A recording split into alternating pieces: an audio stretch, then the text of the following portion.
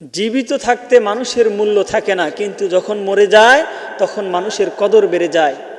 আমাদের সমাজে অনেক মানুষ আছে গরিব, তার খাদ্য নেই, বস্ত্র নেই, টাকা পয়সা নেই, অভাব অনটনে, কিন্তু আমরা সাহায্য সহযোগিতার হাত বাড়াই না, তাদেরকে সহযোগিতা করি না, তাদের বিপদে আপদে এগিয়ে আসি না। কিন্তু যখন মারা যায় তখন গ্রামগঞ্জে ঘুরে ঘুরে তার জন্য টাকা পয়সা তুলে আমরা বড় অনুষ্ঠান করে গরু জবাই করে মানুষকে খাওয়াই। কিন্তু ওই মানুষটা খাওয়ার অভাবে দুনিয়া থেকে চলে গিয়েছে, পরনে কাপড় ছিল না, টাকা ছিল না, পয়সা ছিল না, ঘরে খাবার ছিল না, ক্ষুধার যন্ত্রণায় ছটপট করেছে।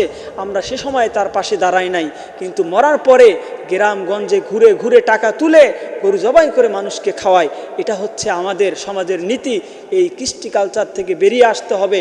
মানুষ বেঁচে থাকতে তাকে মূল্যায়ন করতে হবে, তাদের অভাব অনটন এগুলো দেখে আমাদেরকে সাহায্যের হাত বাড়িয়ে দিতে হবে মানুষের দিকে।